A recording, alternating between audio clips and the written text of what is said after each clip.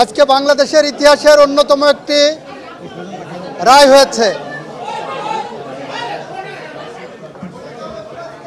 আপনারা যারা বলছেন শেখ হাসিনার মামলার কি রায় হলো, আমি বলছি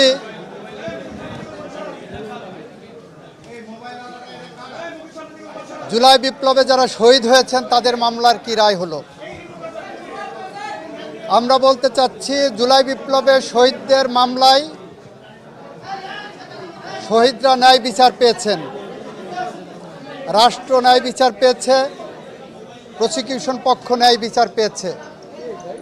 সেই ন্যায় বিচার প্রতিষ্ঠা করতে যে সেই ন্যায় বিচারের মানদণ্ড হলো এই মামলার দুইজন আসামিকে সর্বোচ্চ শাস্তি মৃত্যুদণ্ড দেওয়া হয়েছে।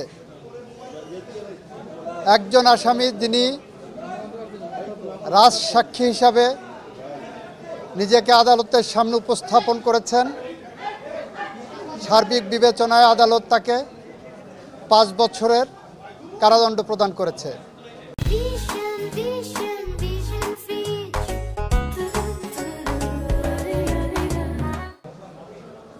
আমরা মনে করি শহীদদের প্রতি, দেশের প্রতি, এদেশের মানুষের প্রতি, গণতন্ত্রের প্রতি, সংবিধানের প্রতি, আইনের শাসনের প্রতি এবং আগামী প্রজন্মের প্রতি দায়বদ্ধতা পরিশোধের স্বার্থে এ রায় একটি যুগান্তকারী রায়। এই রায় প্রশান্তি আনবে, এ রায় ভবিষ্যতের জন্য একটি বার্তা, এ রায় বাংলাদেশে ন্যায় বিচার এবং আইনের শাসনের জন্য একটি মাইল ফলক হয়ে থাকবে। এটা আমাদের কথা। সবাইকে ধন্যবাদ। কোন অভিযোগে যদি কি সাজা হয়েছে যদি একটু বলতেন। যে অভিযোগগুলো সাজা হয়েছে আপনারা শুনেছেন, দীর্ঘ আলোচনা হয়েছে। ওনার 5টা অভিযোগকে 3টা কাউন্টে এনে ওনারা সাজা দিয়েছেন। শেখ হাসিনাকে একটা কাউন্টে সুপিরিয়র কমান্ড রেসপন্সিবিলিটিতে যাবজ্জীবন জেল আনটিল ন্যাচারাল ডেথ দিয়েছেন, আর ডাইরেক্টলি যেটা নির্দেশনা দিয়েছেন সেখানে তাকে ডেথ পেনাল্টি দিয়েছেন। আইনের বিধান মতে যেদিন থেকে গ্রেপ্তার হবেন সেদিন থেকে সাজা কার্যকর হবে। এটা রাষ্ট্র আইনিভাবে যা যা করণীয় সব করবে। রাষ্ট্র আইনিভাবে যা যা করা সম্ভব সবটুকু করবে। এই মামলায় শহীদদের পরিবারকে, আহতদেরকে ক্ষতিপূরণ দেওয়ার জন্য একটা নির্দেশনা আদালত দিয়েছেন।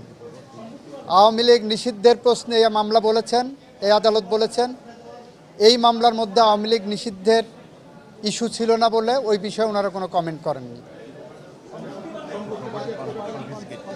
শেখ হাসিনা এবং আসাদুজ্জামান খান কামাল সাহেবের বাংলাদেশে তাদের সমস্ত সম্পত্তি ক্রোক করা হয়েছে, বাজেয়াপ্ত করা হয়েছে। আর কোনো প্রশ্ন? জি,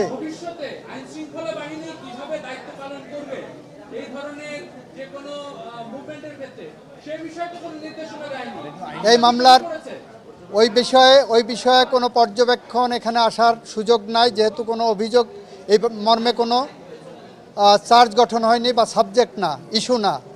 তবে এই মামলার মর্ম থেকে সবাই একটা বার্তা পাবেন কিভাবে দায়িত্ব পালন করতে হবে।